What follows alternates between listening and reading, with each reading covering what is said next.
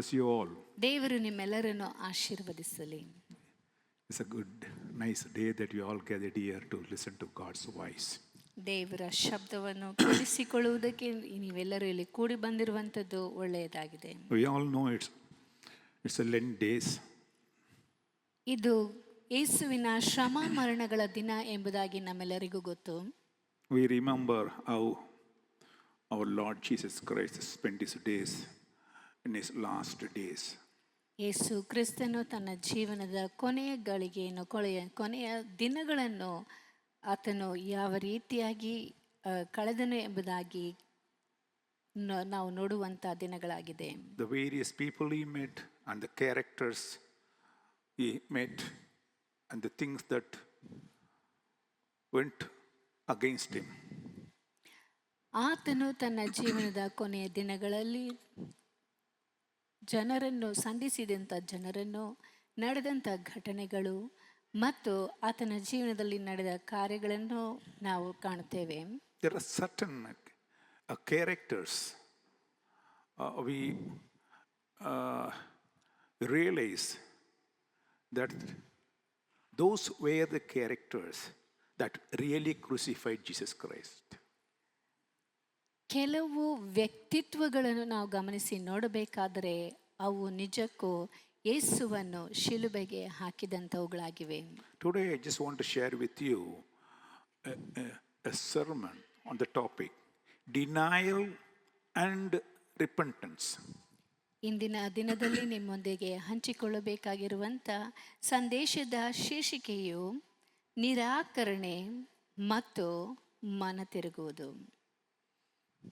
The one specific character which human race do not want to have is denial. ಒಂದು ಮುಖ್ಯವಾದಂಥ ವ್ಯಕ್ತಿತ್ವವು ಜನರು ಬಯಸದೇ ಇರುವಂಥದ್ದು ನಿರಾಕರಣೆ.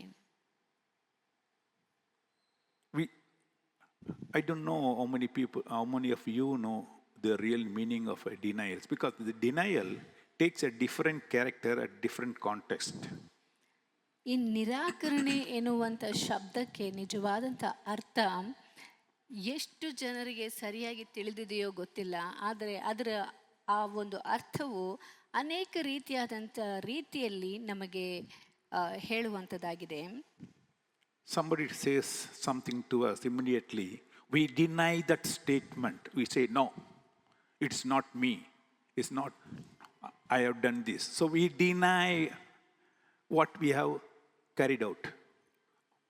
ನಮಗೆ ಯಾರಾದರೂ ಏನಾದರೂ ಹೇಳಿದ ತಕ್ಷಣ ಆ ಹೇಳಿಕೆಯನ್ನು ನಾವು ತ್ಯಜಿಸುತ್ತೇವೆ. ಇಲ್ಲ, ನಾನು ಮಾಡಲಿಲ್ಲ ಎಂಬುದಾಗಿ ತಕ್ಷಣ ನಿರಾಕರಿಸುತ್ತೇವೆ.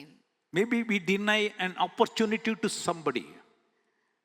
ಇಲ್ಲವೇ ಕೆಲವು ಅವಕಾಶಗಳನ್ನು ಕೆಲವರಿಗೆ ನಾವು ಅದನ್ನು ನಿರಾಕರಿಸುತ್ತೇವೆ. We refuse to accept somebody's request. We deny his request. ಬೇರೆಯವರ ಅವರು ಹೇಳುವಂಥ ಮಾತನ್ನು ಇಲ್ಲವೇ ಬೇಡಿಕೊಳ್ಳುವುದನ್ನು ನಾವು ನಿರಾಕರಿಸುತ್ತೇವೆ. Sometimes the word says he denied himself. ಇನ್ನು ಕೆಲವು ವೇಳೆಗಳಲ್ಲಿ ವಾಕ್ಯದಲ್ಲಿ ಹೇಳಲ್ಪಟ್ಟಿದೆ, ಅವರು ತಮ್ಮನ್ನು ತಾವೇ ನಿರಾಕರಿಸಿದರು ಎಂಬುದಾಗಿ. So the denial takes a different meanings. ಆದ್ದರಿಂದ ನಿರಾಕರಣೆ ಎಂದು ಹೇಳುವಾಗ ಅದು ಬೇರೆ ಬೇರೆ ಅರ್ಥವನ್ನು ಕೊಡುವಂಥದ್ದಾಗಿದೆ. But today I just want to talk about with reference to Bible. ಈ ಒಂದು ದಿನದಲ್ಲಿ ಸತ್ಯವೇದಕ್ಕೆ ತಕ್ಕಂಥ ರೀತಿಯಲ್ಲಿ ಅದರ ಒಂದು ಆಧಾರದ ಮೇಲೆ ನಿಮ್ಮೊಂದಿಗೆ ಮಾತಾಡಲು ಬಯಸುತ್ತೇನೆ. Especially with reference to Jesus Christ.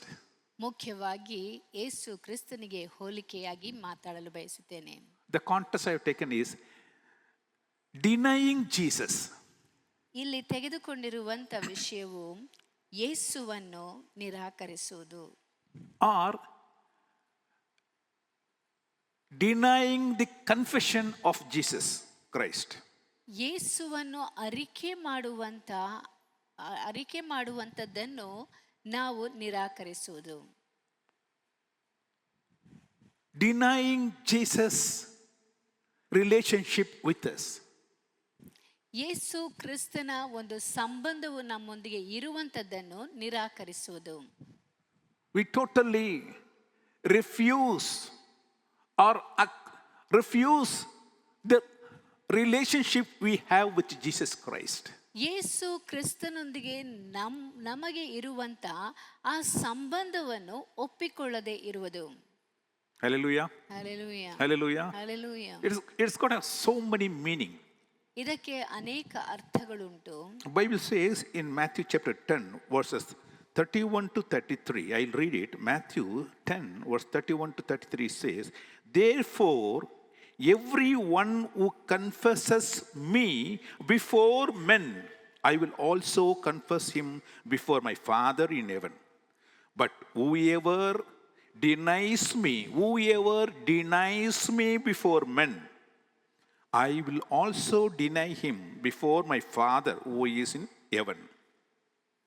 ಇಲ್ಲಿ ಸತ್ಯವೇದದಲ್ಲಿ ಹೇಳಿರುವಂಥ ಪ್ರಕಾರವಾಗಿ ಮತ್ತಾಯನು ಬರೆದ ಸುವಾರ್ತೆ 10ನೇ ಅಧ್ಯಾಯ 32-33ನೇ ವಾಕ್ಯದಲ್ಲಿ ಹೇಳಲ್ಪಟ್ಟಿದೆ, ಯಾವನು ಮನುಷ್ಯರ ಮುಂದೆ ತಾನು ಯೇಸುವಿನವನೆಂದು ಒಪ್ಪಿಕೊಳ್ಳುವನೋ ನಾನು ಸಹ ಅವನನ್ನು ನನ್ನವನೆಂದು ಪರಲೋಕದಲ್ಲಿರುವ ನನ್ನ ತಂದೆಯ ಮುಂದೆ ಒಪ್ಪಿಕೊಳ್ಳುವೆನು.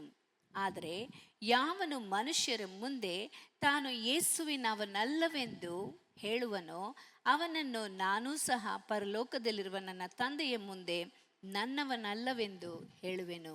To deny Jesus before people, ಜನರ ಮುಂದೆ ಯೇಸುವನ್ನು ನಾವು ತಿರಸ್ಕರಿಸುವುದು, ನಿರಾಕರಿಸುವುದು, it means to live in the fear of the people. ಎಂದು ಹೇಳುವುದಾದರೆ ನಾವು ಜನರ ಭಯದಲ್ಲಿ ಜೀವಿಸುವಂತದ್ದಾಗಿದೆ. Our fear over the people is more than the fear of God. The fear of people is more than the fear of God if we deny Jesus Christ. ಯೇಸುವನ್ನು ನಾವು ನಿರಾಕರಿಸುವುದಾದರೆ ನಮಗೆ ದೇವರ ಭಯಕ್ಕಿಂತಲೂ ಮನುಷ್ಯರ ಮೇಲಿನ ಭಯವು ಹೆಚ್ಚಾಗಿ ಕಾಣುತ್ತದೆ. So denying Jesus means having a fear of people more than the fear of God. ಯೇಸುವನ್ನು ನಿರಾಕರಿಸುವುದು ಎಂದು ಹೇಳುವುದಾದರೆ ದೇವರ ಭಯಕ್ಕಿಂತ ಮನುಷ್ಯರ ಮೇಲಿನ ಭಯವು ನಮ್ಮಲ್ಲಿ ಹೆಚ್ಚಾಗಿ ಕಂಡುಬರುತ್ತದೆ ಎಂಬುದಾಗಿ ಅರ್ಥ. Hallelujah. Hallelujah. Hallelujah. Hallelujah. How are we identifying ourselves outside to the outside people? ಹೊರಗಿನ ಜನರ ಮುಂದೆ ನಮ್ಮನ್ನು ನಾವೇ ಗುರುತಿಸಿಕೊಳ್ಳುವಂಥದ್ದು ನಮ್ಮದೇ ಆದಂಥ ರೀತಿಯಲ್ಲಿ ಕಂಡುಬರುತ್ತದೆ. When you are in church, you identify yourself as a disciple of Jesus, follower of Jesus, and you call yourself Christian.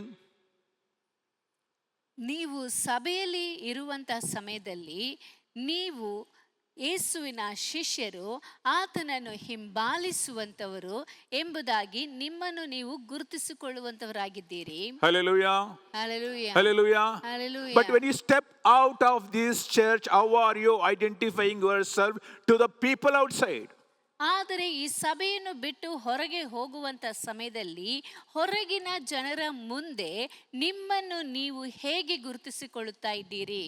Do you color yourself to match the people outside? ನೀವು ಹೊರಗಿನ ಜನರಿಗೆ ತಕ್ಕಂತೆ ನಿಮ್ಮ ಬಣ್ಣವನ್ನು ಬದಲಾಯಿಸುತ್ತಾ ಇದ್ದೀರಾ? Because you fear those people who you do not want to identify your true color, but you color it yourself to say that you are a non-Christian. ನೀವು ಒಬ್ಬ ಕ್ರೈಸ್ತರು ಎಂಬುದಾಗಿ ಹೇಳಿಕೊಳ್ಳದೆ ಅವರ ಮುಂದೆ ಅವರಿಗೆ ಭಯಪಟ್ಟು ನೀವು ಕ್ರೈಸ್ತರಲ್ಲದವರು ಎಂಬುದಾಗಿ ಹೇಳುವುದಕ್ಕೆ, ಬಣ್ಣ ಬದಲಾಯಿಸುವುದಕ್ಕೆ ಸಿದ್ಧರಿದ್ದೀರಾ? Hallelujah. Hallelujah. How many of us are really dare to go and say to the people outside, if they ask you, are you a Christian? Yes, I am a Christian. I'm a follower of Jesus Christ. How many of us can say without any fear to anybody outside this church?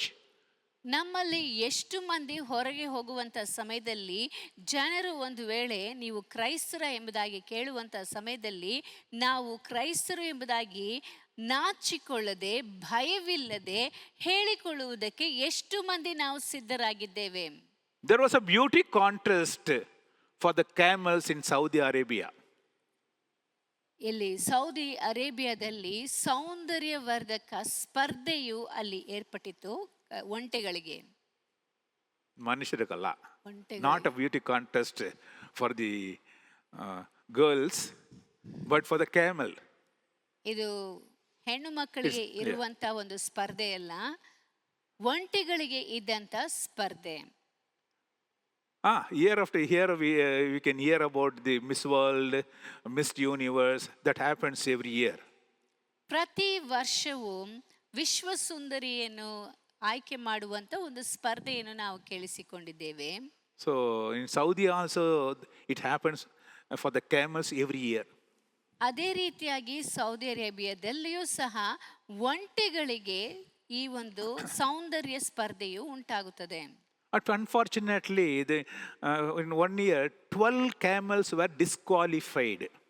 ಆದರೆ ಒಂದು ವರ್ಷದಲ್ಲಿ 12 ಒಂಟೆಗಳು ಅದರಲ್ಲಿ ಭಾಗವಹಿಸುವುದಕ್ಕೆ ಆಗದೆ ಹೋಯಿತು, ಅವರನ್ನು ತಿರಸ್ಕರಿಸಿದರು. Reason?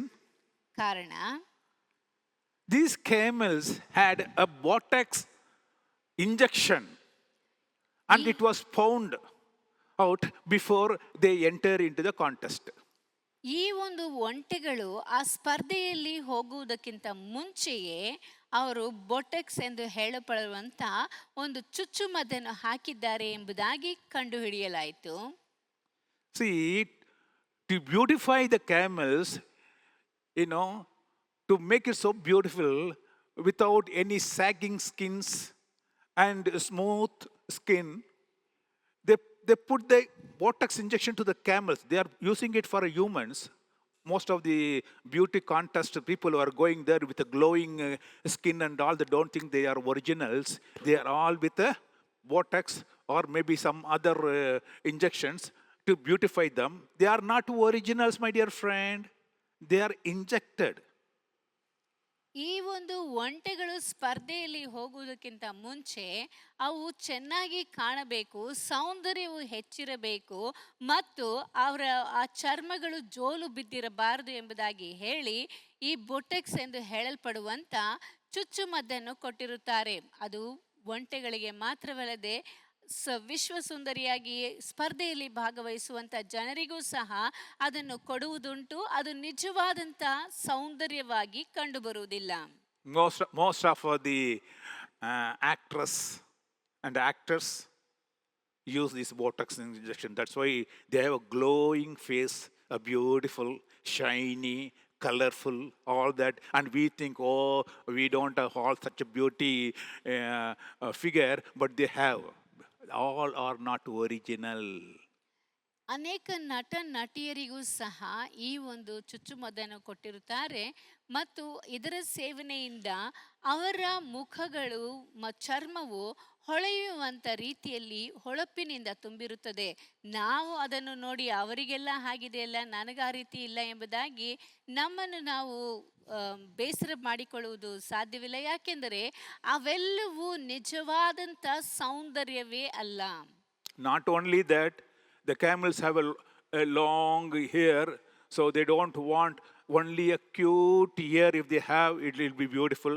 So they do surgery to reduce the size of the ear. All that they're done for these camels. ಆ ಒಂಟೆಗಳಿಗೆ ಉದ್ದವಾದಂತಹ ಕಿವಿಗಳಿರುತ್ತವೆ, ಆದರೆ ಅದನ್ನು ನೋಡುವುದಕ್ಕೆ, ಆ ಸ್ಪರ್ಧೆಯಲ್ಲಿ ಹೋಗುವುದಕ್ಕೆ, ಸೌಂದರ್ಯವಾಗಿ ಕಾಣುವುದಕ್ಕೆ ಆ ಕಿವಿಗಳಿಗೂ ಸಹ ಶಸ್ತ್ರಚಿಕಿತ್ಸೆಯನ್ನು ಮಾಡಿರುತ್ತಾರೆ. ಅದೇ ರೀತಿಯಾಗಿ ಇಲ್ಲಿ ಬಂದಂತ ಈ 12 ಒಂಟೆಗಳಿಗೂ ಸಹ ಆ ಶಸ್ತ್ರಚಿಕಿತ್ಸೆಗಳು ಮಾಡಲಾಗಿತ್ತು. Because the owner of the camels wanted to present the camel in a different way before the judges, not the original ones, but a different camels, a beautiful one. ಈ ಒಂದು ಒಂಟೆಗಳ ಯಜಮಾನನು ಆ ಒಂದು ತೀರ್ಪು ಕೊಡುವಂತ ತೀರ್ಪುಗಾರರ ಮುಂದೆ ಒಂಟೆಗಳನ್ನು ಸೌಂದರ್ಯವುಳ್ಳಂಥವರಾಗಿ ಮಾತ್ರವಲ್ಲದೆ ಅವು ನೋಡುವುದಕ್ಕೆ ಚೆನ್ನಾಗಿರುವಂತೆ ಅವರ ನಿಜವಾದಂಥ ಆ ರೂಪವನ್ನು ತೆಗೆದು ಈಗ ಸೌಂದರ್ಯವರ್ಧಕದೊಂದಿಗೆ ಅವರನ್ನು ಅದರಲ್ಲಿ ಅಳವಡಿಸಿ ಒಂಟೆಗಳು ಸೌಂದರ್ಯವಾಗಿರುವಂತೆ ಅವರ ಮುಂದೆ ಅವರು ತಂದಿಡುತ್ತಾರೆ. Or depending upon what the judges want, people present themselves to suit them, to gain something out of that. ನ್ಯಾಯ ತೀರ್ಪು ಕೊಡುವಂಥವರ ಮುಂದೆ ಅವರಿಗೆ ಬೇಕಾದಂಥ ರೀತಿಯಲ್ಲಿ ತಮ್ಮನ್ನು ತಾವು ಅಲ್ಲಿ ಏರ್ಪಡಿಸಿಕೊಂಡು ಅವರು ಅವರ ಮುಂದೆ ತೋರ್ಪಡಿಸಿಕೊಳ್ಳುತ್ತಾರೆ. ಯಾಕೆಂದರೆ ಅದರಿಂದ ಅವರಿಗೇನಾದರೂ ಲಾಭ ದೊರಕುತ್ತದೆ ಎನ್ನುವಂಥ ಒಂದು ಕಾರಣವಾಗಿರುತ್ತದೆ. The true identity is hidden to bring forth unnatural or artificial identity. ಅವರ ನಿಜವಾದಂಥ ಆ ಒಂದು ತೋರಿಕೆಯನ್ನು ಇಲ್ಲವೇ ಅವರ ಸೌಂದರ್ಯವನ್ನು ಅವರು ಬಚ್ಚಿಟ್ಟು ಆ ನ್ಯಾಯ ಕೊಡುವಂಥ ನ್ಯಾಯ ತೀರ್ಪಿಗೆ ತಕ್ಕಂಥ ರೀತಿಯಲ್ಲಿ ಅವರ ಮುಂದೆ ಅವರಿಗೆ ಬೇಕಾದಂಥ ರೀತಿಯಲ್ಲಿ ಇವರು ತಮ್ಮನ್ನು ಅಳವಡಿಸಿಕೊಂಡು ಅವರ ಮುಂದೆ ಕಾಣಿಸಿಕೊಳ್ಳುತ್ತಾರೆ. Oh, my dear friend, today most of our Christians behave like this, depending upon who is their judge. They differently color themselves and show to them they are one among them, not a Christian. ಈ ಒಂದು ದಿನದಲ್ಲಿಯೂ ಸಹ ಜನರು ಅವರಿಗೆ ನ್ಯಾಯ ತೀರ್ಪನ್ನು ಕೊಡುವಂಥ ನ್ಯಾಯಾಧೀಶರ ಮುಂದೆ ಅವರು ಯಾವ ರೀತಿಯಾಗಿ ಎಲ್ಲವನ್ನು ಅಪೇಕ್ಷಿಸುತ್ತಾರೋ ಅದೇ ರೀತಿಯಾಗಿ ತಮ್ಮನ್ನು ಮಾರ್ಪಡಿಸಿಕೊಂಡು ತಮ್ಮ ಬಣ್ಣ ಬದಲಾಯಿಸಿಕೊಂಡು ತಮ್ಮ ನಿಜವಾದಂಥ ಸ್ವರೂಪವನ್ನು ಅವರು ಬಚ್ಚಿಟ್ಟು ಬೇರೆ ರೀತಿಯಾಗಿ ಅವರ ಮುಂದೆ ಕಾಣಿಸಿಕೊಳ್ಳುತ್ತಾರೆ. There's a proverb, they say, if you are in Rome, be a Roman.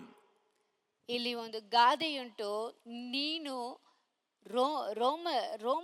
ರೋಮಾಪುರದಲ್ಲಿ ಇರುವುದಾದರೆ ರೋಮನ್ನನಾಗಿರು ಎಂಬುದಾಗಿ. Oh, dress like a Roman, walk like a Roman, talk like a Roman. ನೀನು ವಸ್ತ್ರ ಉಡುವುದು, ಮಾತಾಡುವುದು, ನಡೆಯುವುದು ಎಲ್ಲವೂ ರೋಮನ ರೀತಿಯಲ್ಲಿ ಕಾಣಲ್ಪಡಬೇಕು. That's how our Christians also, when they go out, they talk like those people, they walk like those people, they behave like those people and identify themselves. They are one among them, not a Christian.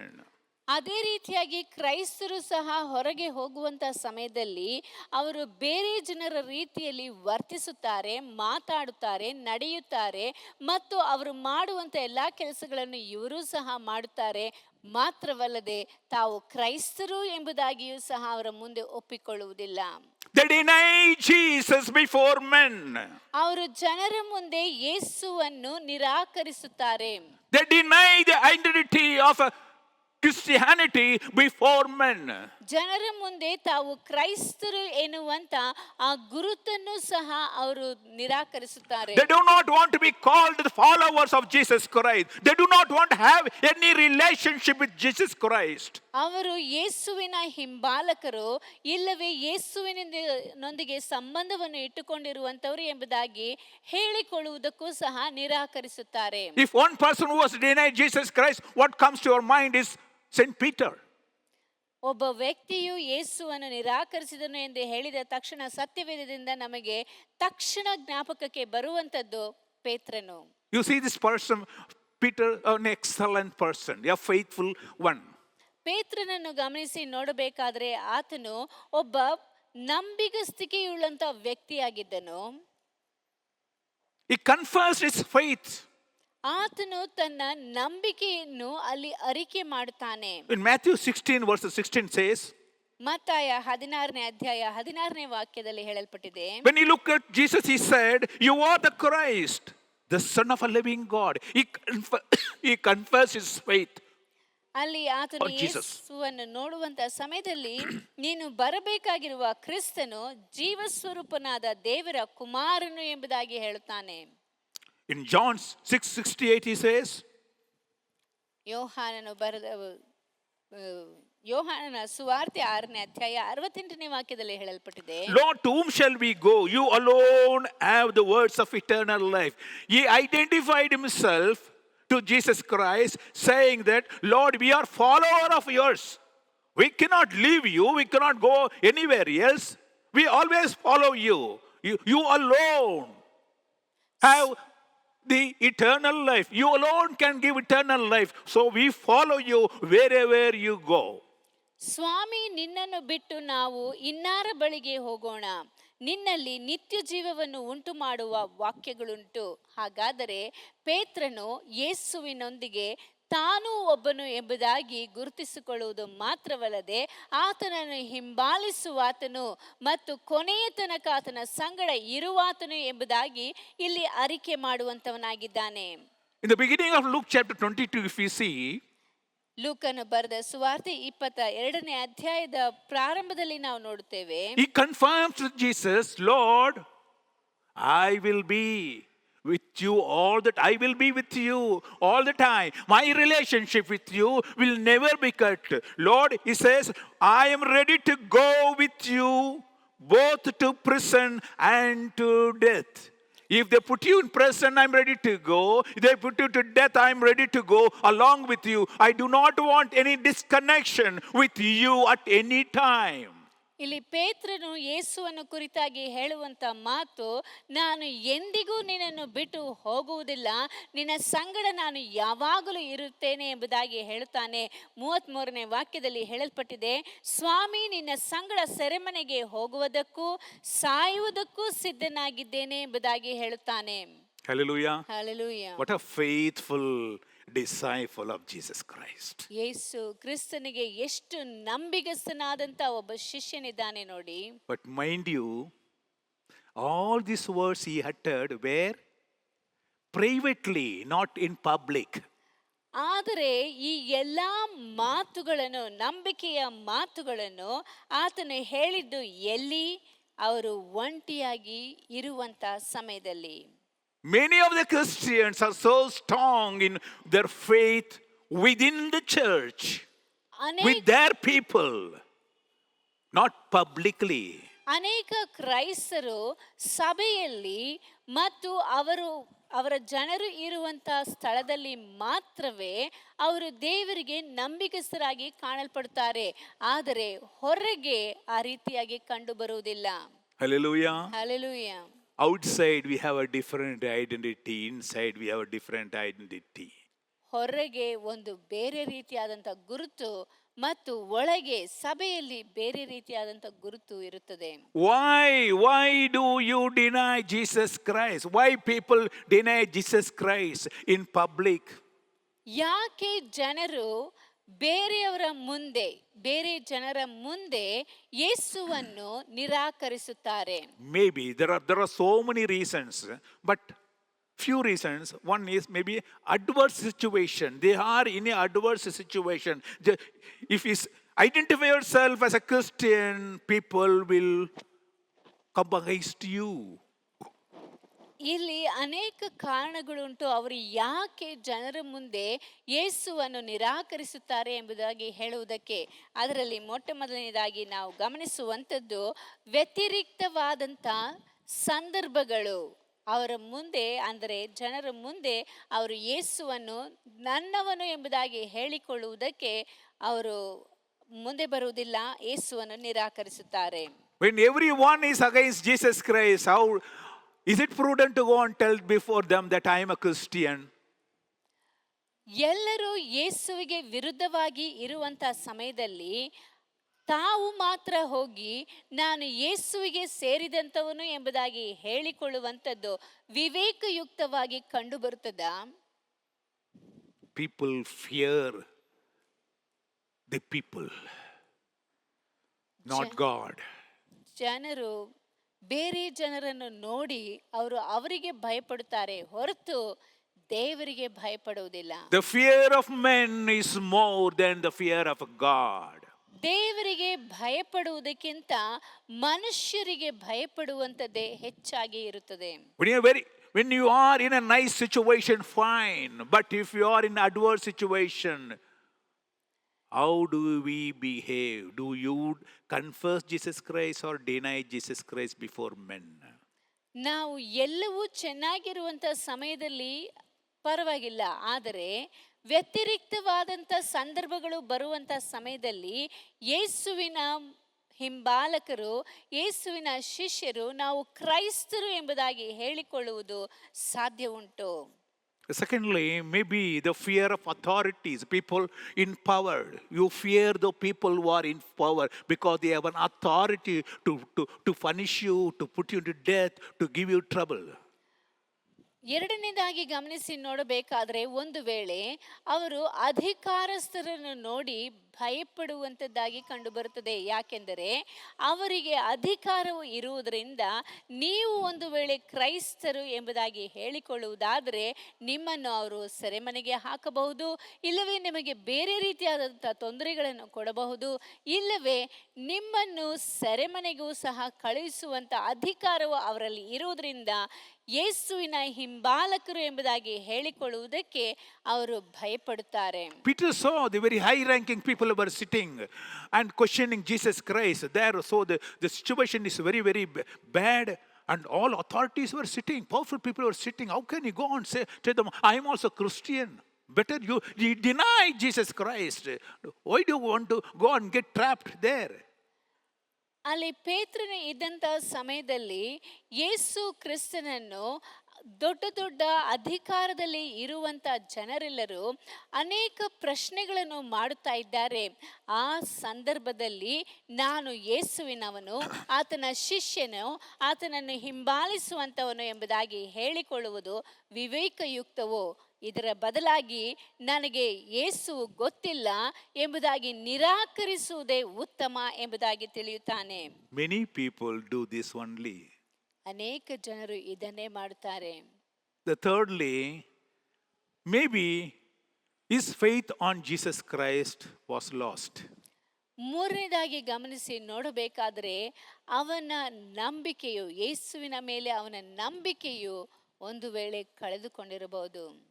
He thought that Jesus was very powerful. Nobody can catch him. Nobody can put him under trials. Nobody dare to near him.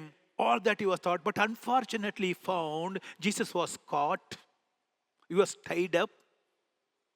And before the authorities, Jesus was standing like a beggar. And he was beaten. Jesus was beaten. And Jesus did not do anything. He was simply standing. Oh, his power, where was his power? All that when Peter saw, he lost his faith on Jesus Christ. Jesus himself could not save himself. How can he save Peter?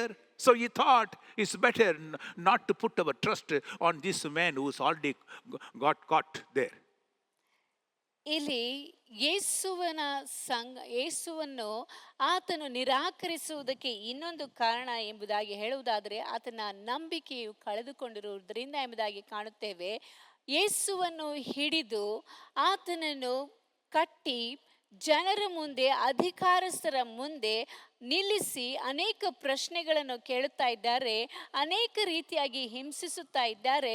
ಆದರೆ ಯೇಸು ಏನೂ ಮಾತನಾಡದೆ ಸುಮ್ಮನಿದ್ದಾನೆ. ಯಾವುದೇ ರೀತಿಯಾದಂಥ ಅನೇಕ ಅದ್ಭುತಗಳನ್ನು ಇದುವರೆಗೂ ಕಂಡಂಥವರು ಈಗ ಯಾವುದೇ ಅದ್ಭುತಗಳನ್ನು ಮಾಡದೆ ಆತನು ಸುಮ್ಮನೆ ಅವರ ಮುಂದೆ ನಿಂತಿದ್ದಾನೆ.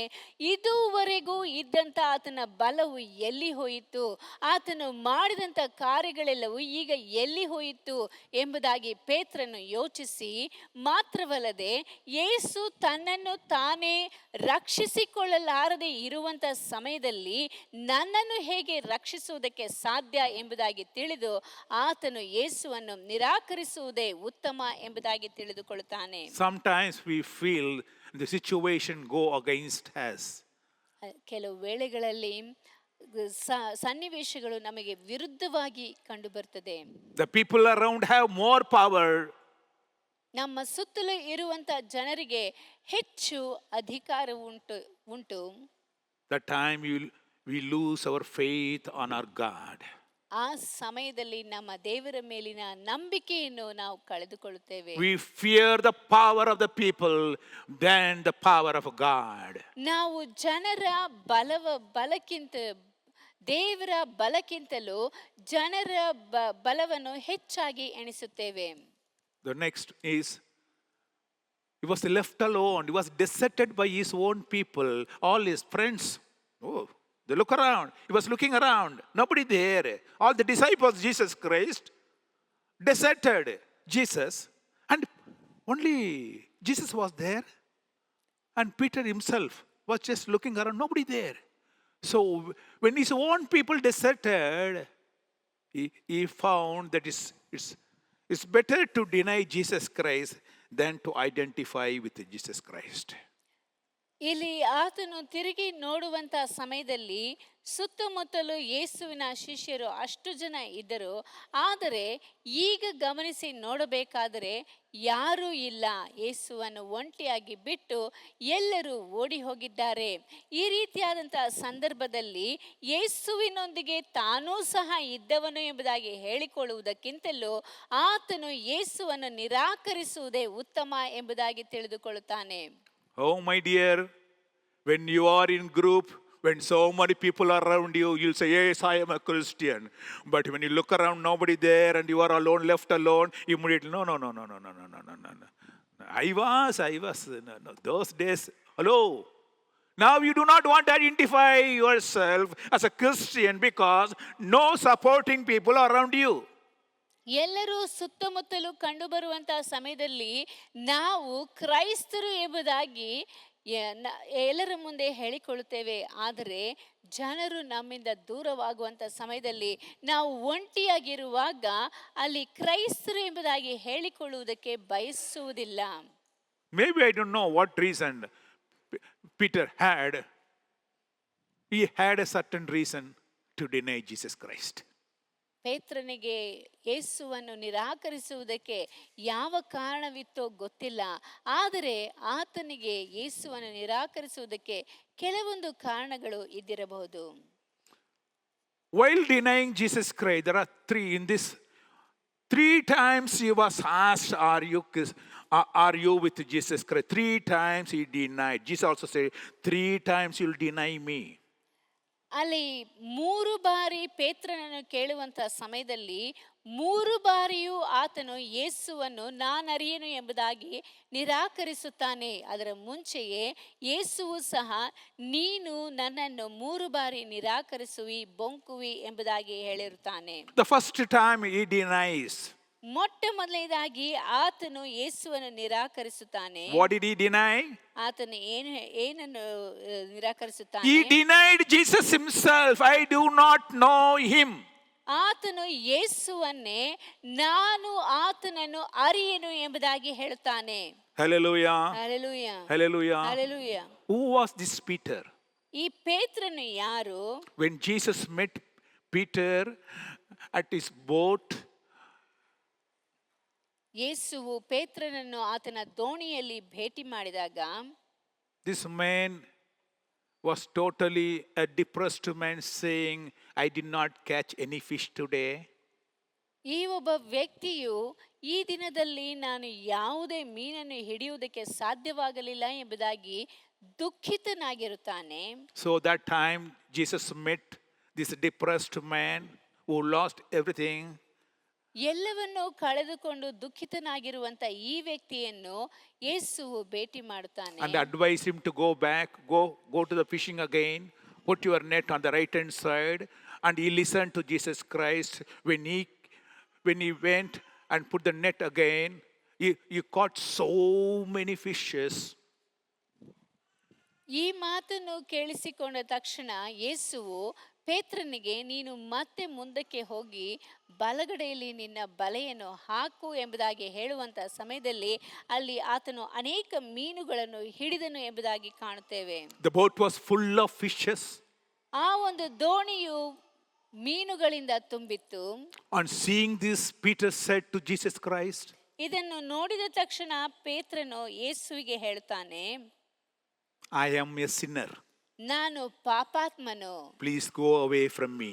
ನನ್ನನ್ನು ಬಿಟ್ಟು ಹೋಗಬೇಕು ಎಂಬುದಾಗಿ ಕೇಳಿಕೊಳ್ಳುತ್ತಾನೆ. He identified himself as a sinner before Jesus Christ. ಆತನು ಯೇಸುವಿನ ಮುಂದೆ ತನ್ನನ್ನು ತಾನು ಪಾಪಿ ಎಂಬುದಾಗಿ ಗುರುತಿಸಿಕೊಳ್ಳುತ್ತಾನೆ.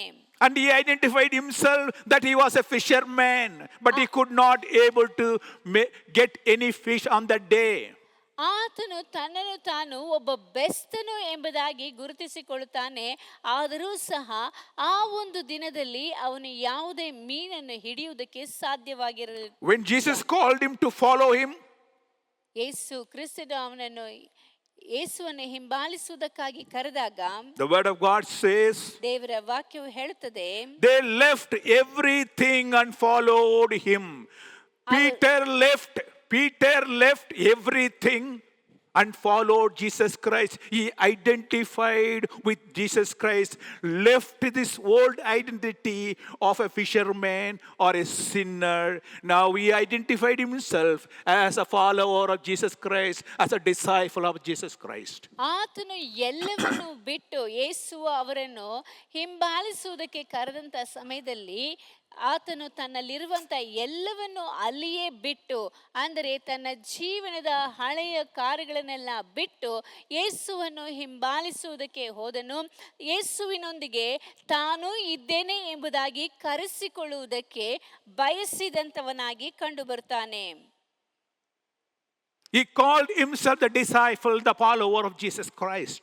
ಆತನು ಯೇಸುವಿನ ಶಿಷ್ಯನು, ಆತನ ಹಿಂಬಾಲಕನು ಎಂಬುದಾಗಿ ಕರೆಸಿಕೊಳ್ಳುವುದಕ್ಕೆ ಬಯಸುತ್ತಾನೆ. His new identity is disciple of Jesus Christ, follower of Jesus Christ. ಆತನ ಹೊಸ ಗುರುತು ಈಗ ಯೇಸುವಿನ ಹಿಂಬಾಲಕನು, ಯೇಸುವಿನ ಶಿಷ್ಯನು ಎಂಬುದೇ. His new relationship is with Jesus Christ only, not with the earlier one. He left everything and followed Jesus Christ. ಆತನು ಎಲ್ಲವನ್ನು ಬಿಟ್ಟು, ಆತನ ಎಲ್ಲಾ ಸಂಬಂಧಗಳನ್ನು ಸಹ ಬಿಟ್ಟು ಯೇಸುವನ್ನು ಹಿಂಬಾಲಿಸುವುದಕ್ಕೆ ಹೋಗುತ್ತಾನೆ. ಈಗ ಆತನ ನಿಜವಾದಂತ ಗುರುತು ಯೇಸುವಿನ ಹಿಂಬಾಲಕನು ಎಂಬುದೇ. In Luke chapter 22 verse 57, ಲೂಕನು ಬರೆದ ಸುವಾರ್ತೆ 22ನೇ ಅಧ್ಯಾಯ 57ನೇ ವಾಕ್ಯದಲ್ಲಿ, when a woman came and told that you belong to Jesus Christ, he denied it, saying, "Woman, I do not know him. I do not know Jesus Christ. I do not know who Jesus is." ಅವನನ್ನು ನೋಡಿ ದಾಸಿಯು, ಇವನು ಸಹ ಅವನ ಸಂಗಡ ಇದ್ದವನು ಅಂದಳು. ಆದರೆ ಪೇತ್ರನು, ನಾನು ಅವನನ್ನು ಅರಿಯೆನೆಮ್ಮ ಎಂದು ಹೇಳಿದೆನು. ಹಾಗಾದರೆ ಯೇಸುವನ್ನು ಆತನು ನಿರಾಕರಿಸುತ್ತಾನೆ. Hallelujah. Hallelujah. Hallelujah. Hallelujah. No more connection with Jesus Christ. He says, I have no connection with Jesus Christ. I do not know him, who he is. Hello.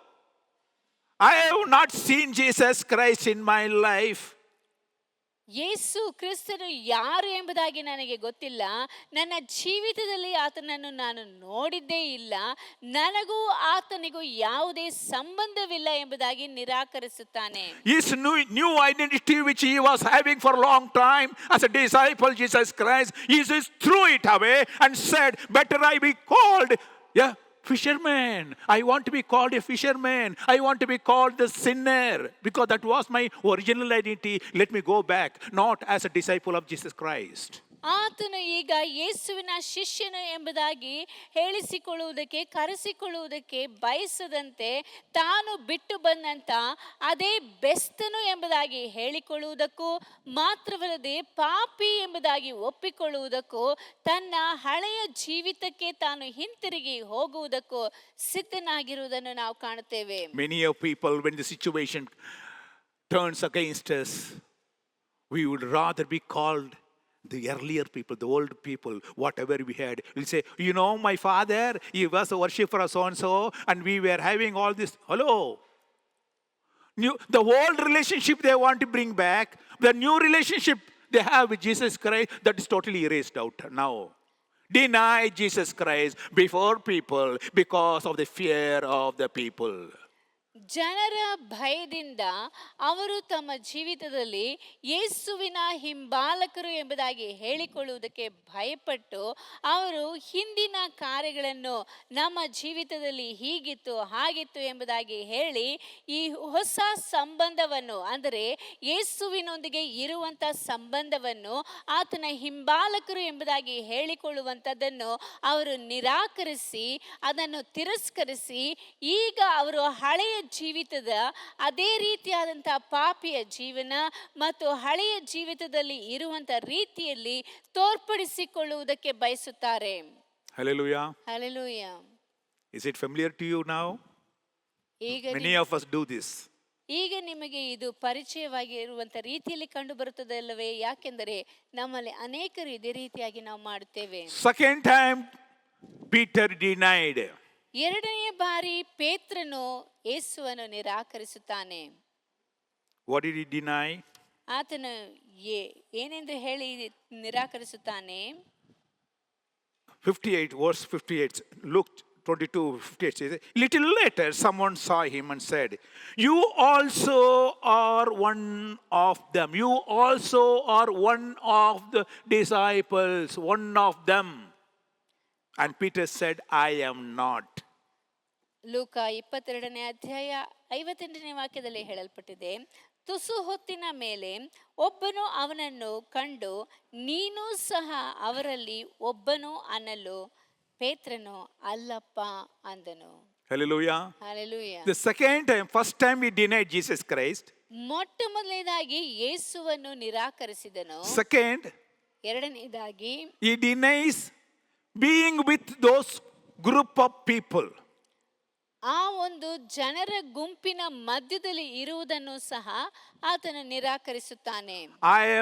I don't go to church. Hey, I've seen you in the church. No.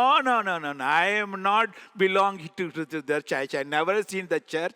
I am not belonging to those people. Those people are different. I have no connection with those people. Hey, you were with that pastor. No. I am not with that pastor. I am not with anyone. ಯಾರಾದರೂ ನೋಡಿ ನೀವು ಆ ಚರ್ಚ್ಗೆ ಹೋದ್ರಲ್ವಾ, ನಾವು ನೋಡಿದ್ದೀವಿ ಅಂತ ಹೇಳಿದ್ರೆ, ಇಲ್ಲಪ್ಪ ನಾನು ಆ ಚರ್ಚ್ ಅಂದರೆ ಏನು, ಆ ಚರ್ಚ್ ಎಲ್ಲಿದೆ, ಆ ಚರ್ಚ್ನ ನಾನು ನೋಡೇ ಇಲ್ಲ, ಆ ಜನರೊಂದಿಗೆ ನಾನು ಸೇರೋದೇ ಇಲ್ಲ, ಅವ್ರು ಯಾರು ಅಂತ ನನಗೆ ಗೊತ್ತೇ ಇಲ್ಲ ಎಂಬುದಾಗಿ ನಾವು ಜನರ ಮುಂದೆ ಅವರ ಭಯಕ್ಕಾಗಿ ದೇವರನ್ನು ತಿರಸ್ಕರಿಸುತ್ತೇವೆ. If somebody asks you, hey, I have seen you with those sisters who are going to church. Those sisters are who? Which sisters? ಆ ಒಂದು ಸಹೋದರಿಯೊಂದಿಗೆ ಸಭೆಗೆ ನೀವು ಹೋಗುವುದನ್ನು ನಾವು ನೋಡಿದ್ದೇವೆ ಎಂಬುದಾಗಿ ಯಾರಾದರೂ ಹೇಳಿದರೆ, ಯಾವ ಸಹೋದರಿ ಏನು ಎಂಬುದಾಗಿ ನಮಗೆ ಏನೂ ಗೊತ್ತಿಲ್ಲದ ರೀತಿಯಲ್ಲಿ ವರ್ತಿಸುತ್ತೇವೆ. I am not one among them. ನಾನು ಅವರೊಂದಿಗೆ ಒಬ್ಬನಲ್ಲ. That's what Peter said. ಅದನ್ನೇ ಪೇತ್ರನು You ಹೇಳ್ತಾನೆ. are one among them. ನೀನು ಅವರಲ್ಲಿ ಒಬ್ಬನು ಎಂಬುದಾಗಿ ಹೇಳುವಾಗ, One among the church members. ಸಭೆಯ ಸದಸ್ಯರಲ್ಲಿ ನೀನು ಒಬ್ಬನು. You are the part of Jesus' body. ಯೇಸುವಿನ ದೇಹದಲ್ಲಿ ನೀನು ಸಹ ಒಂದು ಅಂಗ.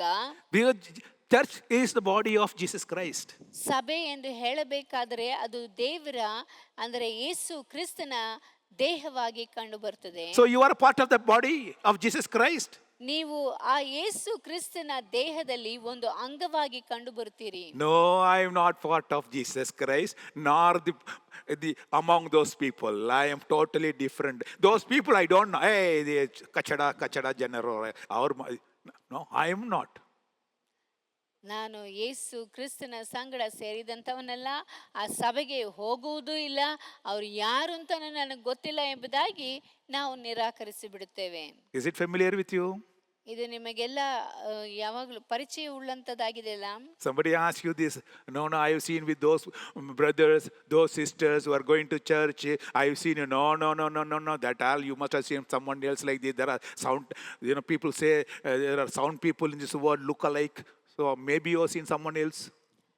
ನೀವು ಆ ಸಹೋದರಿಯೊಂದಿಗೆ ಆ ಸಹೋದರನೊಂದಿಗೆ ನೀವು ಸಭೆಗೆ ಹೋಗುತ್ತಾ ಇರುವುದನ್ನು ನಾನು ನೋಡಿದ್ದೇನೆ ಎಂಬುದಾಗಿ ಯಾರಾದರೂ ಹೇಳಿದರೆ ಅವರು ಹೇಳಿಬಿಡ್ತಾರೆ, ಇಲ್ಲ ನಾನಿಲ್ಲ, ಅದು ನಾನು ಸಭೆ ಚರ್ಚು ಅಂದರೆ ಎಲ್ಲಿದೆ ಏನು ಅಂತ ನಮಗೆ ಗೊತ್ತೇ ಇಲ್ಲ, ಎಂಬುದಾಗಿ ನಿರಾಕರಿಸಿಬಿಡ್ತಾರೆ. ಮಾತ್ರವಲ್ಲದೆ ಅವರ ಮುಂದೆ ಹೇಳಿಕೊಳ್ಳುವಂಥದ್ದು, ಈ ಪ್ರಪಂಚದಲ್ಲಿ ಒಬ್ಬರ ರೀತಿಯಲ್ಲಿ 7 ಜನ ಇರ್ತಾರೆ ಅಂತ ಹೇಳ್ತಾರಲ್ವಾ, ಅದೇ ರೀತಿಯಾಗಿ ನಂತರ ನೀವು ಯಾರನ್ನಾದ್ರೂ ನೋಡಿರ್ಬೋದು, ನಾನಲ್ಲ ಎಂಬುದಾಗಿ ಅವರು ಹೇಳಿಕೊಳ್ಳುತ್ತಾರೆ.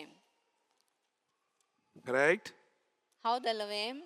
So Peter denied having any relationship with the disciples of Jesus Christ. ಯೇಸು ಕ್ರಿಸ್ತನ ಶಿಷ್ಯರೊಂದಿಗೆ ಯಾವುದೇ ರೀತಿಯಾದ ಸಂಬಂಧವನ್ನು ಇಟ್ಟುಕೊಂಡಿದ್ದೇನೆ ಎಂಬುದಾಗಿ ಹೇಳಿಕೊಳ್ಳುವುದಕ್ಕೆ ಆತನು And ನಿರಾಕರಿಸುತ್ತಾನೆ. third time he denied Jesus. ಯೇಸುವನ್ನು ಆತನು 3ನೇ ಬಾರಿ ಬೊಂಕುತ್ತಾನೆ. What is the denial? ಆತನು ಹೇಳುವಂತ ಆ ಒಂದು ನಿರಾಕರಣೆಯು ಹೇಗಿದೆ? The verse 59 says, 59ನೇ ವಾಕ್ಯದಲ್ಲಿ ಹೇಳಲ್ಪಟ್ಟಿದೆ, the third time, after some time, an hour later, they insisted, saying that certainly this man also with him, for he too is Galilean. 1 ಗಂಟೆ ಹೊತ್ತಿನ ಮೇಲೆ ಇನ್ನೊಬ್ಬನು, ನಿಶ್ಚಯವಾಗಿ ಇವನು ಸಹ ಅವನ ಸಂಗಡ ಇದ್ದವನು, ಇವನು ಗಲಿಲಾಯದವನಷ್ಟೇ ಎಂಬುದಾಗಿ ಹೇಳುತ್ತಾನೆ. Hallelujah. Hallelujah. He is a Galilean. ಆತನು ಗಲಿಲಾಯದವನು. He's got the character of a Galilean, an accent of a Galilean, style of a Galilean. His activities looks like a Galilean. His body language is a Galilean. He is a Galilean. ಅವನನ್ನು ನೋಡಬೇಕಾದರೆ ಅವನ ಭಾಷೆ ಗಲಿಲಾಯದವರಂತ ರೀತಿಯಲ್ಲಿ ಕಂಡು ಬರುತ್ತದೆ. ಅವನ ವರ್ತನೆ, ಅವನು ನಡೆದುಕೊಳ್ಳುವಂಥ ರೀತಿ, ಅವನು ಎಲ್ಲರೊಂದಿಗೆ ವರ್ತಿಸುವಂಥದ್ದು, ಅವನ ಶೈಲಿಯನ್ನು ಗಮನಿಸಿ ನೋಡಬೇಕಾದ್ರೆ ಎಲ್ಲವೂ ಗಲಿಲಾಯದವನಂತೆ ಕಾಣುತ್ತದೆ. ಹಾಗಾದರೆ ಅವನು ನಿಜಕ್ಕೂ ಗಲಿಲಾಯದವನೇ ಎಂಬುದಾಗಿ ದೃಢವಾಗಿ ಆತನು ಹೇಳುತ್ತಾನೆ. Because the Galilee was in the north part of Israel, whereas Jerusalem is in the south part of Israel. So there's always a difference between north side people and south side people. You can see, no? On looking at people yourself, they are the North Indian people, we are South Indian people. Because our color is a different, our style is a different, language is a different, behavior is a different, correct? Is it not correct? Immediately when you say, he is a North Indian fellow, he's a South Indian fellow, correct? He's a Golti, he's a Malayali, correct? Because we can identify people from that area.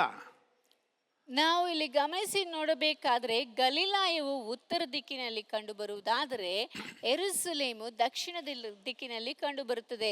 ಹಾಗಾದರೆ ಉತ್ತರ ದಿಕ್ಕಿನಿಂದ ಬಂದಂತ ವ್ಯಕ್ತಿಯ ವರ್ತನೆಯು, ಶೈಲಿಯು, ಆತನು ಮಾತಾಡುವಂತ ಭಾಷೆಯು ಎಲ್ಲವೂ ವ್ಯತ್ಯಾಸವುಳ್ಳದ್ದಾಗಿ ಕಂಡು ಬರುತ್ತದೆ. ಅದೇ ರೀತಿಯಾಗಿ ಗಮನಿಸಿ ನೋಡಬೇಕಾದ್ರೆ ನಮ್ಮ ಭಾರತದಲ್ಲಿಯೂ ಉತ್ತರ ಭಾರತದಿಂದ ಯಾರಾದರೂ ಬಂದಿರುವುದಾದರೆ ನಾವು ತಕ್ಷಣ ಅವರನ್ನು ಕಂಡು ಹಿಡಿಯುತ್ತೇವೆ, ಅವರು ಉತ್ತರ ಭಾರತದವರು ಎಂಬುದಾಗಿ ಹೇಳುತ್ತೇವೆ. ಕಾರಣ ಅವರ ಭಾಷೆ ವ್ಯತ್ಯಾಸವುಳ್ಳದ್ದು, ಅವರ ವರ್ತನೆ ಬೇರೆ ರೀತಿಯಾಗಿರುತ್ತದೆ, ನಮಗಿಂತ ಅವರು ವ್ಯತ್ಯಾಸವಾಗಿ ಕಂಡು ಬರುತ್ತಾರೆ.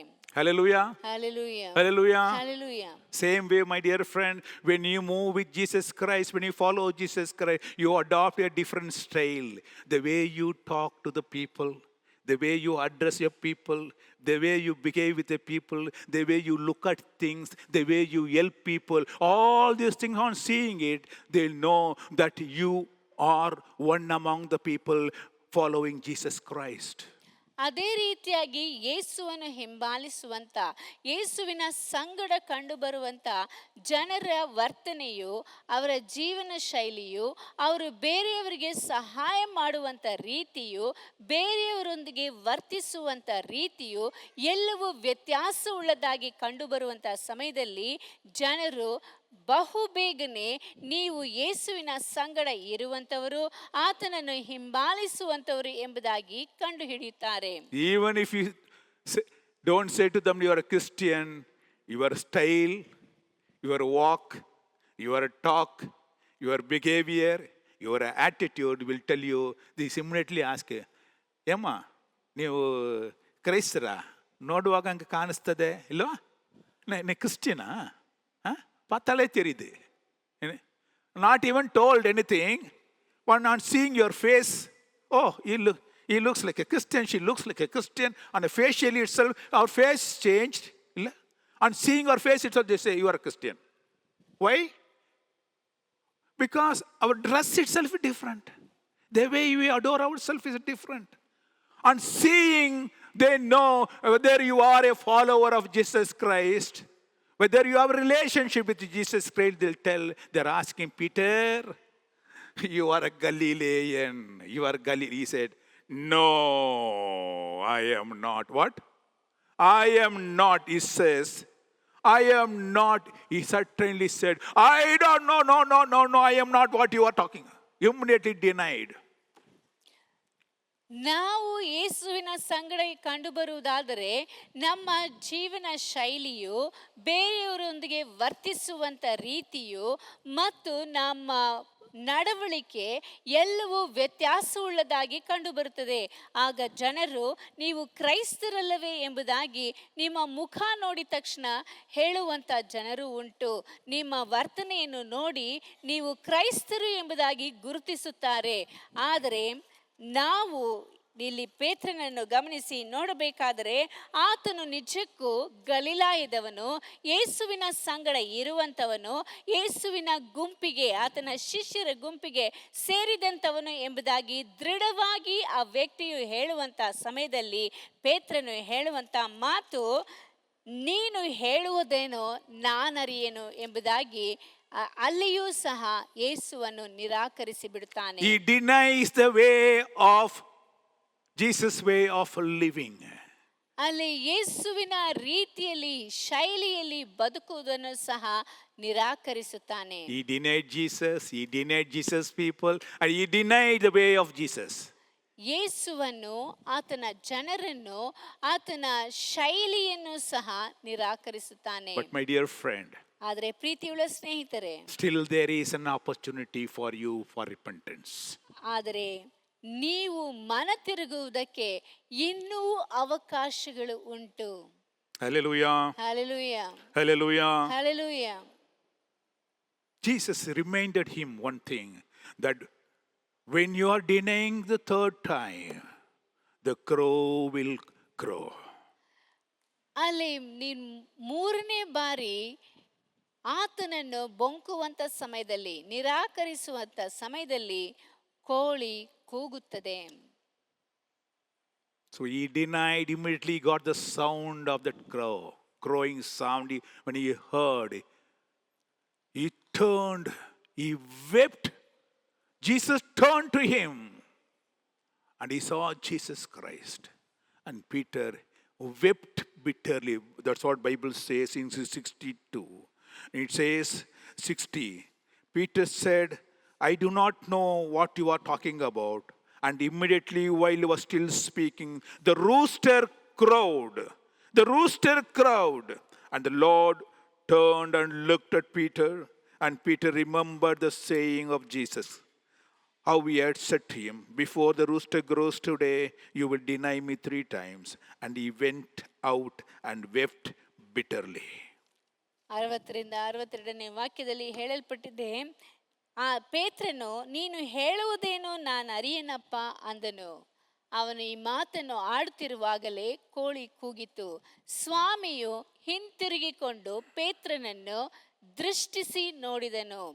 ಆಗ ಪೇತ್ರನು, ಈ ಹೊತ್ತು ಕೋಳಿ ಕೂಗುವುದಕ್ಕಿಂತ ಮುಂಚೆ 3 ಸಾರಿ ನನ್ನ ವಿಷಯವಾಗಿ ಅವನನ್ನು ಅರಿಯನೆಂಬುದಾಗಿ ಹೇಳುವಿ ಎಂದು ಸ್ವಾಮಿ ನುಡಿದ ಮಾತನ್ನು ನೆನೆಸಿ ಹೊರಗೆ ಹೋಗಿ ಬಹು ವ್ಯತ್ಯಪಟ್ಟು ಅತ್ತನು. God has given him an opportunity for repentance. ದೇವರು ನಾವು ಮನ ತಿರುಗಿಕೊಳ್ಳುವುದಕ್ಕೆ ಅವಕಾಶವನ್ನು ಕೊಟ್ಟಿದ್ದಾನೆ. There was a reminder from rooster to Peter. ಅಲ್ಲಿ ಪೇತ್ರನಿಗೆ ಕೋಳಿಯ ಮುಖಾಂತರವಾಗಿ ಒಂದು ಆತನಿಗೆ ಒಂದು ಅವಕಾಶವನ್ನು ಕೊಡ್ತಾನೆ. The rooster crowed to remind Peter, hello Peter, you have denied Jesus Christ 3 times. ಅಲ್ಲಿ ಕೋಳಿ ಕೂಗಿ, ಪೇತ್ರನೇ, ನೀನು ಯೇಸುವನ್ನು 3 ಬಾರಿ ನಿರಾಕರಿಸಿದ್ದಿ ಎಂಬುದಾಗಿ ನೆನಪಿಸುತ್ತದೆ. So he turned towards Jesus Christ, my dear friend. That time Jesus also turned his face towards Peter. ಆಗ ತಕ್ಷಣ ಅವನು ಪೇತ್ರನು ಯೇಸುವಿನ ಕಡೆಗೆ ತಿರುಗಿ ನೋಡುವಾಗ ಯೇಸುವೂ ಸಹ ಹಿಂತಿರುಗಿ ಪೇತ್ರನನ್ನು ನೋಡುತ್ತಾನೆ. Hallelujah. Hallelujah. The look of Jesus Christ with Peter could not withstand it. On seeing Jesus' face, he broke down and started weeping. ಯೇಸುವಿನ ಆ ದೃಷ್ಟಿಯನ್ನು ಕಂಡ ತಕ್ಷಣ ಪೇತ್ರನಿಗೆ ಅಲ್ಲಿ ಇರುವುದಕ್ಕೆ ಸಾಧ್ಯವಾಗಲಿಲ್ಲ. ತಕ್ಷಣ ಆತನು ವ್ಯಥೆಪಟ್ಟು ಅಳುವುದಕ್ಕೆ ಪ್ರಾರಂಭಿಸುತ್ತಾನೆ. Was the look of Jesus Christ was a rejection? ಯೇಸುವಿನ ಆ ಒಂದು ದೃಷ್ಟಿಯು ಆತನನ್ನು ನಿರಾಕರಿಸುವಂತ, ತಿರಸ್ಕರಿಸುವಂತ ರೀತಿಯಲ್ಲಿ ಕಂಡು ಬಂದಿತಾ? Did Jesus reject Peter? Yesu ಪೇತ್ರನನ್ನು ತಿರಸ್ಕರಿಸಿದನ? Did he desert him? ಆತನನ್ನು ಒಂಟಿಯಾಗಿ ಬಿಟ್ಟು ಬಿಟ್ಟನೆ? What Jesus saw, what Peter saw in Jesus' face was a face full of love towards him. ಪೇತ್ರನು ಅಲ್ಲಿ ಯೇಸುವು ದೃಷ್ಟಿಸಿ ನೋಡುವಂತ ಸಮಯದಲ್ಲಿ ಆತನ ಕಣ್ಣುಗಳಲ್ಲಿ ಪೇತ್ರನು ಕಂಡದ್ದು ಆತನಿಗೆ ದೇವರು ಯೇಸುವು ಆತನ ಮೇಲೆ ಇಟ್ಟಿದಂತ ಅಪಾರವಾದಂತ ಪ್ರೀತಿಯನ್ನು ಕಂಡನು. In spite of his denial, the love of Jesus Christ, the mercy of Jesus Christ did not diminish. ಆತನು ಯೇಸುವನ್ನು ತಿರಸ್ಕರಿಸಿದ ನಂತರವೂ ಸಹ ಯೇಸುವಿನ ಆ ಪ್ರೀತಿಯು ಅದು ಕಡಿಮೆಯಾಗಲಿಲ್ಲ ಮತ್ತು ಆತನನ್ನು ಬಿಟ್ಟು ಹೋಗಲಿಲ್ಲ. He saw the love flowing from Jesus Christ towards him. ಆತನ ಬಳಿಗೆ ಯೇಸುವಿನ ಪ್ರೀತಿಯು ಹರಿದು ಬರುವುದನ್ನು ಕಂಡನು. He remembered what Jesus said. ಯೇಸು ಹೇಳಿದ್ದನ್ನು ಆತನು ನೆನಪಿಸಿಕೊಳ್ಳುತ್ತಾನೆ. My dear friend, in our lives, we must have denied Jesus Christ many times for so many reasons. ಅನೇಕ ಕಾರಣಗಳಿಂದ ನಮ್ಮ ಜೀವಿತದಲ್ಲಿ ನಾವು ಯೇಸುವನ್ನು ಅನೇಕ ಬಾರಿ ನಿರಾಕರಿಸಿರಬಹುದು. But God gives you an opportunity to come back. ಆದರೆ ನಾವು ಹಿಂತಿರುಗಿ ಬರುವುದಕ್ಕಾಗಿ ದೇವರು ನಮಗೆ ಒಂದು ಅವಕಾಶವನ್ನು ಕೊಡುತ್ತಾನೆ. Peter's original name was Simon. ಪೇತ್ರನ ನಿಜವಾದಂತ ಹೆಸರು ಸೀಮೋನ. A wavering person, like a grass, he wavers this side and that side depending upon the wind. ಆತನ ಹೆಸರಿನ ಅರ್ಥವು ಅಲ್ಲಿ ಒಣಗಿದ ಹುಲ್ಲು ಎಂಬುದಾಗಿ. ಆ ಒಂದು ಹುಲ್ಲು ಗಾಳಿಯು ಯಾವ ಕಡೆ ಬೀಸುತ್ತದೋ ಆ ಕಡೆಯಾಗಿ ವಾಲುವಂತ ಗುಣವಿರುವಂತ ವ್ಯಕ್ತಿ. We have that quality, my dear friend. As a human, we have the quality of changing our colors, changing the situation, behaving ourselves depending upon the situation. ನಮಗೂ ಸಹ ಇರುವಂತ ಸನ್ನಿವೇಶಗಳಿಗೆ ತಕ್ಕಂತ ರೀತಿಯಲ್ಲಿ ನಾವು ಸಹ ಆ ಕಡೆ ಈ ಕಡೆ ವಾಲುವಂತ ಗುಣವಿರುವಂತ ವ್ಯಕ್ತಿಗಳಾಗಿ ಕಾಣಲ್ಪಡುತ್ತೇವೆ. God knows our characters. ನಮ್ಮ ಗುಣಗಳು, ವ್ಯಕ್ತಿತ್ವ ಹೇಗಿದೆ ಎಂಬುದಾಗಿ ದೇವರಿಗೆ ಗೊತ್ತು. God knows sometimes we change our colors to suit our needs, by benefit, to escape. ನಾವು ತಪ್ಪಿಸಿಕೊಳ್ಳುವುದಕ್ಕೆ, ಲಾಭ ಪಡೆದುಕೊಳ್ಳುವುದಕ್ಕೆ, ನಮಗೆ ಬೇಕಾಗಿರುವುದನ್ನು ನಾವು ಮಾಡಿಕೊಳ್ಳುವುದಕ್ಕಾಗಿ ನಾವು ಬಣ್ಣ ಬದಲಾಯಿಸುವುದು ಸಹ ದೇವರಿಗೆ ಗೊತ್ತು. That may be the fear of people. ಒಂದು ವೇಳೆ ಅದು ಜನರ ಭಯವಾಗಿ ಕಂಡು ಬರಬಹುದು. But God is full of love. ಆದರೆ ದೇವರು ಪ್ರೀತಿ ಸ್ವರೂಪಿಯಾಗಿ ಕಂಡು ಬರ್ತಾನೆ. He called Simon, your name is henceforth is not Simon, it will be Peter. It means a rock, unwavering, a strong a rock. ಆತನು ಸೀಮೋನನನ್ನು ನೋಡಿ, ನಿನ್ನ ಹೆಸರು ಇನ್ನು ಮೇಲೆ ಸೀಮೋನನಲ್ಲ, ನೀನು ಆ ಕಡೆ ಈ ಕಡೆ ಗಾಳಿ ಬಡಿಯುವಂತ ರೀತಿಯಲ್ಲಿ ವಾಲುವಂತ ವ್ಯಕ್ತಿಯಲ್ಲ, ಇನ್ನು ಮುಂದೆ ನಿನ್ನ ಹೆಸರು ಪೇತ್ರನು. ಅದರ ಅರ್ಥ ಬಂಡೆ, ಸ್ಥಿರವಾಗಿ ದೃಢವಾಗಿ ನಿಲ್ಲುವಂತ ವ್ಯಕ್ತಿ ಎಂಬುದಾಗಿ ಕರೆಯುತ್ತಾನೆ. Simon name is changed to Peter. ಸೀಮೋನ ಎಂದು ಹೇಳಲ್ಪಡುವಂತ ಹೆಸರು ಈಗ ಪೇತ್ರ ಎಂಬುದಾಗಿ ಬದಲಾಗುತ್ತದೆ. A man who denied Jesus Christ 3 times became a strong disciple, identified himself as a Christian wherever he went, proclaimed and declared the name of God. ಇಲ್ಲಿ ಯೇಸುವನ್ನು ಅಂದರೆ ನಿರಾಕರಿಸಿದಂತ ವ್ಯಕ್ತಿ 3 ಬಾರಿ ಜನರ ಮುಂದೆ ಬೊಂಕಿದಂತ ವ್ಯಕ್ತಿ ಈಗ ಯೇಸುವನ್ನು ಅಂಗೀಕರಿಸಿಕೊಂಡು ಆತನೇ ನಿಜವಾದಂತ ದೇವರು, ಆತನನ್ನು ನಾನು ಹಿಂಬಾಲಿಸುವೆನು ಎಂಬುದಾಗಿ ಆತನು ಜನರ ಮುಂದೆ, ಅನೇಕ ಜನರ ಮುಂದೆ ಘೋಷಿಸುವಂತ ವ್ಯಕ್ತಿಯಾಗಿ ಕಂಡು ಬರ್ತಾನೆ. When Jesus asked Peter, Peter, do you love me? This is after the denial, after the crucifixion. And Peter said, yes, my Lord, you know it. ಅಲ್ಲಿ ಯೇಸು ಕ್ರಿಸ್ತನನ್ನು ಬೊಂಕಿದ ನಂತರ, ಆತನನ್ನು ಶಿಲುಬೆಗೆ ಹಾಕಿದ ನಂತರ ಯೇಸುವು ಪೇತ್ರನನ್ನು ನೋಡಿ, ನೀನು ನನ್ನನ್ನು ಪ್ರೀತಿಸುತ್ತೀಯಾ ಎಂಬುದಾಗಿ ಕೇಳುವಂತ ಸಮಯದಲ್ಲಿ ಪೇತ್ರನು ಕೊಡುವಂತ ಉತ್ತರ, ದೇವರೇ ನಿನಗೇ ಗೊತ್ತು ಎಂಬುದಾಗಿ ಹೇಳುತ್ತಾನೆ. Repentance is the only solution we have, my dear friend, instead of dying. ನಾವು ಸಾಯುವುದಕ್ಕಿಂತಲೂ ನಮಗೆ ಬೇಕಾಗಿರುವಂಥದ್ದು ಮನ ತಿರುಗುವಿಕೆ. ಅದು ಮಾತ್ರವೇ ನಮಗೆ ಉಳಿದಿರುವಂಥ ಒಂದು ಮಾರ್ಗವಾಗಿದೆ. No doubt Peter denied Jesus Christ, but he repented and came back to Jesus again. ಪೇತ್ರನು ಯೇಸುವನ್ನು ಬೊಂಕಿದನು, ಅರಿಯೇನು ಎಂಬುದಾಗಿ ಹೇಳಿದನು. ಆದರೂ ಸಹ ಮನ ತಿರುಗಿ ಆತನು ಮತ್ತೆ ಯೇಸುವನ್ನು ಹಿಂಬಾಲಿಸುವುದಕ್ಕೆ ಬಂದನು. We have another story. Judas betrayed Jesus Christ, but he did not come back to Jesus again. ಇನ್ನೊಬ್ಬನ ಒಂದು ವ್ಯಕ್ತಿತ್ವ ಉಂಟು. ಆತನು ಸಹ ಯೇಸುವನ್ನು ನಿರಾಕರಿಸಿದನು, ಅಂದರೆ ಆತನನ್ನು ಹಿಡುಕೊಟ್ಟನು, ಆದರೆ ಮತ್ತೆ ಆತನು ಯೇಸುವನ್ನು ಹುಡುಕಿಕೊಂಡು ಬರಲಿಲ್ಲ. A rooster is crowing for you, my dear friend. Come back. ಪ್ರೀತಿಯುಳ್ಳ ದೇವಜನರೇ, ನಿಮಗೋಸ್ಕರ ಆ ಒಂದು ಕೋಳಿಯು ಕೂಗಿ ನಿಮ್ಮ ತಪ್ಪನ್ನು ನಿನಗೆ ನೆನಪಿಸುತ್ತಾ ಇದೆ. ಆದ್ದರಿಂದ ಯೇಸುವನ್ನು ಹುಡುಕಿಕೊಂಡು ಹಿಂತಿರುಗಿ ಬನ್ನಿರಿ. Remember God's love in your life. ನಿಮ್ಮ ಜೀವಿತದಲ್ಲಿ ದೇವರು ನಿಮ್ಮ ಮೇಲಿಟ್ಟಿರುವಂತಹ ಪ್ರೀತಿಯನ್ನು ನೆನಪಿಸಿಕೊಳ್ಳಿ. God bless you.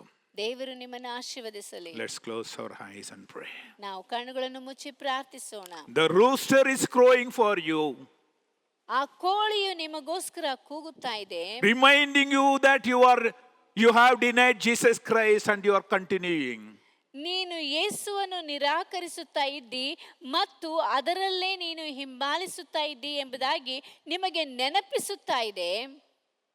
Peter remembered the words of God, ಪೇತ್ರನು ದೇವರ ಮಾತುಗಳನ್ನು ಆತನು ನೆನಪಿಸಿಕೊಳ್ಳುತ್ತಾನೆ. repented and wept, ಆತನು ಮನ ತಿರುಗಿ ವ್ಯಥೆಯಿಂದ ಅಳುತ್ತಾನೆ. came back to Jesus. ಹಿಂತಿರುಗಿ ಯೇಸುವಿನ ಬಳಿಗೆ ಬರ್ತಾನೆ. If you are away from God, denying Jesus before men for whatever reason, wherever you are denied Jesus, in whatever fashion you are denied Jesus, it's a time to come back to Jesus Christ. ಯಾವುದೇ ಕಾರಣದಿಂದ ನೀವು ಜನರ ಮುಂದೆ ಯೇಸುವನ್ನು ಅರಿಯೇನು ಎಂಬುದಾಗಿ ಇರುವುದಾದರೆ, ನಿರಾಕರಿಸಿರುವುದಾದರೆ, ನೀವು ಮತ್ತೆ ಯೇಸುವನ್ನು ಹಿಂಬಾಲಿಸುವುದಕ್ಕೆ ಬನ್ನಿರಿ. Don't deny with that, die with the denial. ನೀವು ಅದೇ ರೀತಿಯಾಗಿ ನಿರಾಕರಣೆಯಿಂದ ಅದರಲ್ಲಿ ಮರಣ ಹೊಂದಬೇಡಿ. Repent and come back to Jesus Christ. ನೀವು ಮನ ತಿರುಗಿ ಯೇಸುವಿನ ಬಳಿಗೆ ಹಿಂತಿರುಗಿ ಬನ್ನಿರಿ. God bless you. ದೇವರು ನಿಮ್ಮನ್ನು ಆಶೀರ್ವದಿಸಲಿ. Heavenly Father, we praise and worship you, Lord, for the wonderful time that you have given us, Lord, to meditate upon the word denial and the repentance of God Jesus.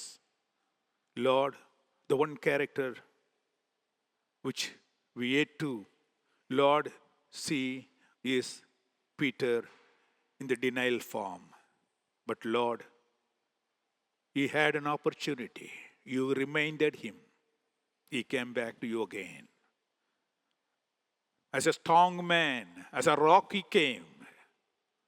Yes, Master, help us to come out from our denials. Lord, to stand as a rock, to proclaim and to declare your name wherever you go. To say that I have a relationship with Jesus Christ. I am not ashamed to own my cross. And Lord, to own your name. Help us, Lord, to say this. I am not ashamed to own Jesus' name. Help us, Lord, to own this. Thank you. Bless your people. Yes, Master, you are a forgiving Master, the loving Master. You are a merciful God. Lord, show your forgiveness upon us wherever we are, Lord, betrayed you, wherever we denied you. Help us to come back. Bless your people. Those who are listening, Lord, help them to search their path, and Lord, to come out of their wicked ways. Bless your people, O God, in whatever circumstances they are. Help them to come, identify themselves again with you, rebuild the relationship. Yes, Lord. Bless your people. In Jesus' precious name we pray. Amen. ನನ್ನ ಮನವೇ ಯೆಹೋವನ ಕೊಂಡಾಡು, ನನ್ನ ಸರ್ವೇಂದ್ರ ಪವಿತ್ರ ನಾಮಕ್ಕೆ ಸ್ತುತಿ. ನನ್ನ ಮನವೇ ಯೆಹೋವನ ಕೊಂಡಾಡು, ಆತನು ಮಾಡಿದ ಉಪಕಾರಗಳಲ್ಲಿ ಒಂದನ್ನು ಮರೆಯಬೇಡ. Amen. Hallelujah, hallelujah, hallelujah. God bless you all. ದೇವರು ಎಲ್ಲರನ್ನು ಆಶೀರ್ವದಿಸಲಿ. ಆಮೇನ್, ಆಮೇನ್, ಆಮೇನ್.